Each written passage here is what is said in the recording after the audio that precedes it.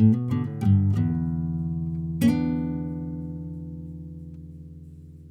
hello, sports fans, and welcome back to Sports on the Spot. My name is Willie Charger, and today we have a really great show.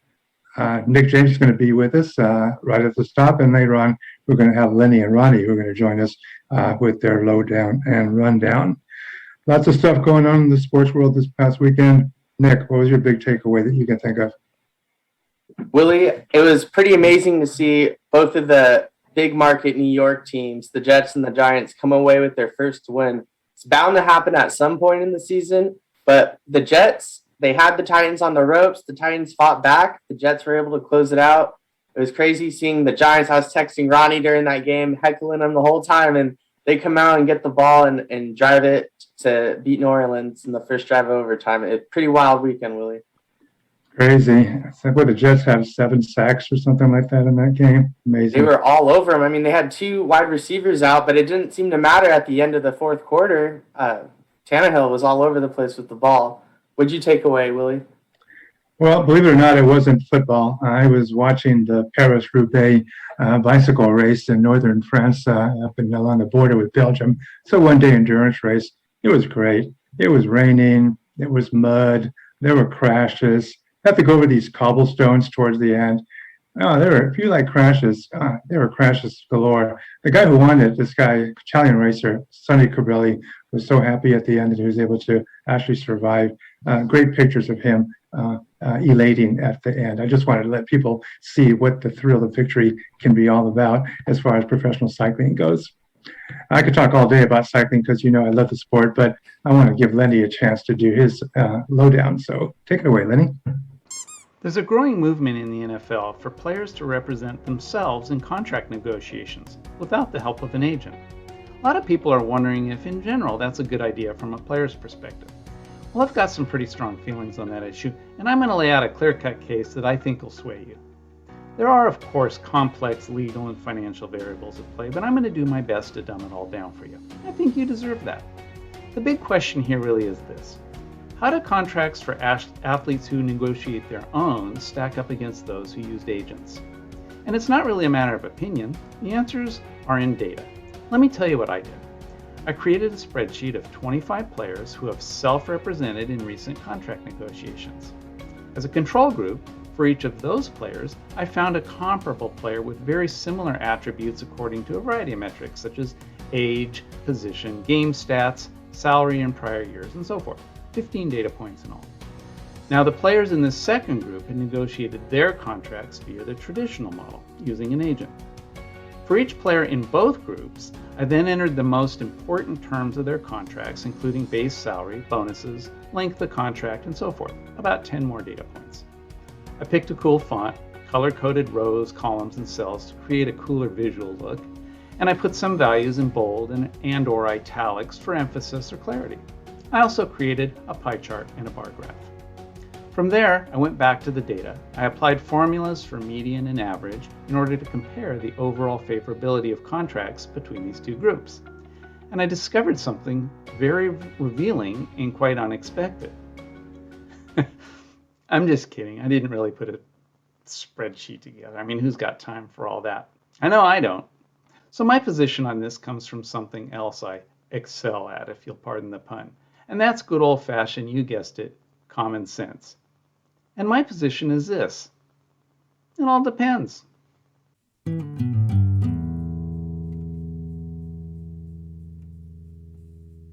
So we've had a lot of fans who have been interested in finding out more about our NFL and fantasy football picks. And to meet their demand, Nick has introduced this new segment called Nick's Picks, in which he's going to summarize the top 4 surefire picks for this upcoming NFL Week 5. Nick, which are the 4 games that you're going to be talking about? Oh, Willie, since it's a new segment, I want to talk about some of the exciting games, starting with Thursday night, Rams versus Seahawks. I'm going to be in South Carolina watching, but I'm going to be representing California. Go Rams. Yeah, I think that makes sense. Stafford, best quarterback in the league. Yeah, the next game I'm thinking Packers-Bengals, both at 3-1. The Bengals are pretty high-powered, but Mixon's out right now, potentially. I think the Packers are going to keep rolling. Yeah, I'd be looking for the Bengals upset there. Yeah, we'll see about that one. I don't think Moving so. on. Moving on here. Sam Darnold looked really good against the Cowboys. He's already got more rushing touchdowns with the Panthers than the Jets have touchdowns, period, this season. I think if the Cowboys weren't so high-powered, they might have even had him. They're going to definitely beat up on the Eagles this week. Revenge game for Eagles, wrong. Coming into the final game here, Bills Chiefs. Everyone's probably picking the Chiefs, starting 1-2. Now they're 2-2. Everyone's thinking they're rolling again. But the Bills are straight rolling. Minus that week 1 upset, the slow start. They've shut out 2 teams since then. They're not going to shut out the Chiefs, but I think they're going to be able to hold them down with that really top-tier defense. I would be inclined to disagree, but I got to agree with you. The Chiefs are, to be honest, I don't think they were a good team. I stand by saying that they're going to win 10 games, but they really just have one good player. So give me the Bills in that game. Now, getting over into fantasy, this isn't anything I'm reading on ESPN, or I'm getting some stats from my league, but not so much analysis. And these are things that are happening to me in real time. So 2 guys I'm looking to get in my leagues if I don't have them already. First one, Emmanuel Sanders. Speaking of the Bills, he's available in 58% of the Yahoo leagues right now. He's averaging 14 points a game, 6.5 targets, and he's about 40 points total in the last 3 games, saving me in my work league right now as far as just a solid number 2 receiver to have. And then after that, I have Quintez Cephas on my radar. He's barely owned in Yahoo leagues right now, and he's averaging 11 points per game. He had week 3, I think a 1.8 point game in PPR. But other than that, he's been straight balling for a Lions offense that is struggling to keep up. They're going to keep throwing the ball. And right now he's their top receiver. Guys to watch out for, stay away from, Brandon Ayuk.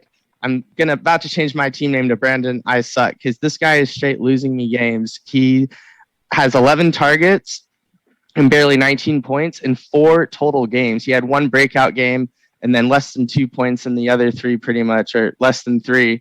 And Shanahan's getting really loose. He has 6 different wide receivers and running backs going in the rotation. You never know who's going to get the ball. I think that's his game. As good as the Niners offense was supposed to be, I would just stay away from a lot of their guys right now. And then Miles Sanders is absolutely killing me right now. He was my 4th round pick, 7.5 fantasy points per game in the last 3 weeks. Eagles can't run. They're just throwing the ball, or Jalen Hurts is getting all the carries. So those are my picks. Like them or hate them. If I'm right, great. And if I'm wrong, I'm sure you'll let me hear about it. Well, we will let you hear about it when we come back next week, Nick. So thanks a lot for that.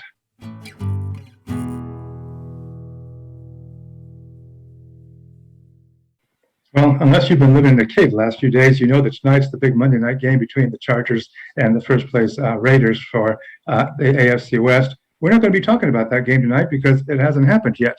But when it does happen, Nick and I are going to be providing a quick post-game audio podcast on our YouTube channel that you should pay attention to. Ronnie's also going to be doing a similar one also on the YouTube. So we'll get back to that later on. I did want to talk about the NFL, and I wanted to talk about what about those Cowboys? I got my Texas cousins who've been giving me a lot of shit lately for not even talking about the Cowboys. I told them I hadn't been talking about the Cowboys because they hadn't really proved to me that they'd done anything yet. Well, in the last few games, especially over what they did over the weekend, they, I think, are for real. The only problem with this is he doesn't want me to talk too much about the Cowboys because he thinks that I'm hyping them too much and then I'll jinx them. But I am really impressed with the Cowboys. Their offensive line has opened up some huge holes for that 2-headed running back monster, Zeke Elliott, and that Tony Pollard guy. Dak Prescott, people are talking about him as already the comeback player of the year through 4 touchdown passes over the weekend. And they've got a defense that's playing lights out, especially with this rookie, this guy by the name of Micah Parsons, and their cornerback, this Diggs guy who seems to intercept every pass thrown his way. So I'm all sold on the Cowboys. Nick, what do you think?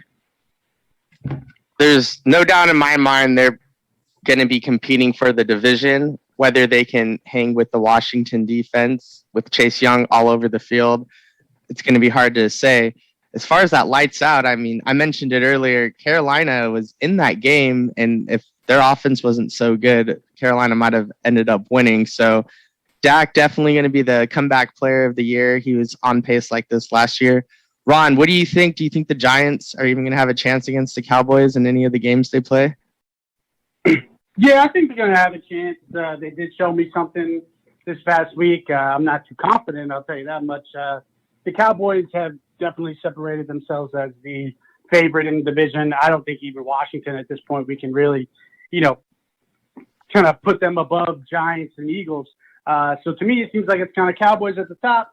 Their division will lose. Whether they're going to win it or not, we'll see. And then it's the rest of the teams. Well, last week, the LA media was hyping up the Rams as the Super Bowl contender to pay attention to. But after their butt kicking at the hands of the Arizona Cardinals yesterday, people are now thinking that they're more pretenders than they are contenders. What happened, Nick? How come all of a sudden Arizona is the team to beat in the West? I don't think Arizona is the team to beat in the West, and I can't believe you're even buying that, Willie. You're the California kid, man. You love all the Cali teams. I can't believe you'd give up on the Rams so quick. They're definitely up there. They're 4-0. They got that high-powered offense. Their defense definitely put the hurt on there. You're shaking your head, Willie. I don't listen to the LA or read the LA Times and buy all of the Rams hype. I'm sorry. It's just overwhelming how much emphasis they put on the Rams at the expense of the real football team in that town. I'm talking about the Chargers.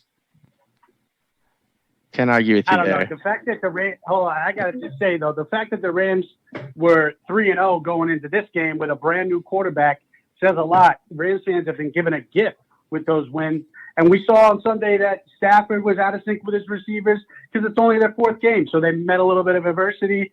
They still got to take some time to get on the same page. I mean, it's going to take time. I still think the Rams are the team to beat in that division and in the NFC. I mean, they're so loaded. We can't go off just one game. Kyler Murray's pretty good, though. We'll give him that. They're talking about him as a possible MVP candidate. What are you talking about? Pretty good, Ron. Give me a break. Well, Ron, I know you have some more strong opinions in your Ronnie Rundown, so take it away, Ronnie. All right, so look, when you go 3-0 on your picks, this is what you eat for a snack, all right? We crushed it this week. We went 3-0 with the whole AFC West thing. We hit on the Colts, we hit on the Chiefs, and we hit on the Chargers. And I don't even know what the work it is on the year right now. But when you're making money hand over fist, it's kind of hard to keep track, right? So we're going to just try to keep rolling. Let's jump right into it. For this week, give me the Steelers -1 against the Broncos. Steelers defense is still good. I know they're 1-3, whatever, but Tomlin's a good coach. I think after the loss, Broncos got Bridgewater. He's in concussion protocol. Even if he's playing, I don't think they had the time to practice with him or whatever. So give me the Steelers -1 at home.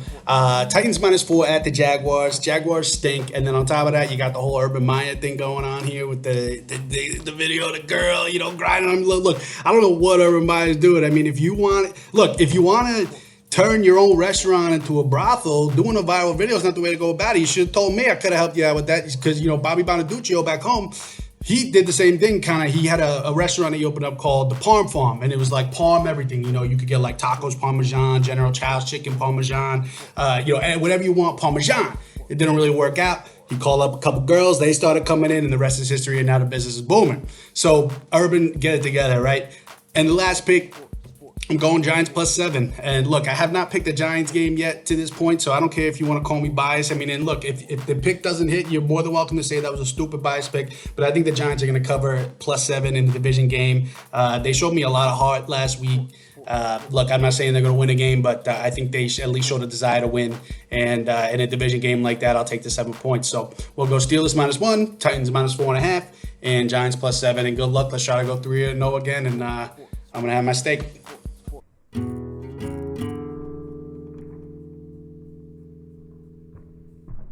Thanks a lot, Ron. I love your perspective. I was a bit preoccupied during your segment, but I'm sure your comments were spot on as usual.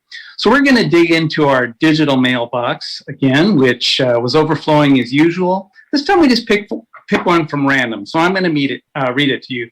The viewer who submitted this is Boston Barney 127954372. So Boston Barney says, quote, "Do you think Tom Brady enjoyed his win in New England considering Mac Jones outplayed him? and that the Bucks only won by 2, unquote. Well, I have a lot to say on this matter, but what do you guys think? Hey, I know that he's very, very happy. He won the game. He doesn't care whether the other quarterback passed for more yards than he did. From his point of view, he went back to New England. He beat his former coach. And for him, I think he is very, very happy. Happy is not the right word, Willie. He's definitely relieved. Until the last minute where they missed that field goal to go ahead, that's just straight disrespect from Bill Belichick. Kicking the field goal instead of going for it, that just means he didn't think Tom Brady could pull a minute comeback. And the Patriots definitely played up to what Tom Brady was doing. I mean, he didn't even throw a passing touchdown. It was really the Bucs defense that kept him in the game. So I can't imagine he's happy. Definitely relieved. I don't know. I think Boston Barney should change his name to Boston Carney because that's a clown question. Of course, Tom Brady does not care whether or not Mac Jones, a rookie, outplayed him. Tom Brady with his 5,000 Super Bowls and 600 MVP awards. When Mac Jones get anywhere close to that level, maybe he can show a little bit of concern. A win's a win. Brady will take it. He's happy, and they're moving on. Yeah, How can you be happy? Oh, sorry, Lenny. I got to cut you off there a second, Nick. Look, I love college football as much as you guys do, but sometimes you get so into the weeds, I feel like you really miss the big picture. And of course, this Tom Brady guy, whoever he is, should be happy with himself, regardless of the game's outcome. Our culture has us so caught up in competing with each other that we lose sight of the fact we can only find happiness within ourselves. And corollary to that is that we can really only love others if we first learn to love ourselves. Well, one thing I was thinking is, how could he be happy? He had a record broken last night, and it was broken because the refs respot the ball. It wasn't like, just let him throw the ball and maybe try to get a touchdown. They move it forward, and then it's like, oh, he broke the record. That's got to be disappointing and just barely scraping by. See what I mean about getting into the weeds? We got to get out of the weeds, and we got to get out of this show. We are running out of time. We covered a lot today. NFL very much in the news. Remind everybody to watch the audio podcast. Nick and I are going to be putting on after the Monday night game tonight. I'm sure it's going to be a good breakdown of the game. I want to remind also the viewers to send in their sports on the spot questions. We've been getting so many, and send them either via our YouTube channel. You can ask the question there, or else on the gmail.com, sportsmanspot@gmail.com. Thanks to everybody for watching, and have a good week.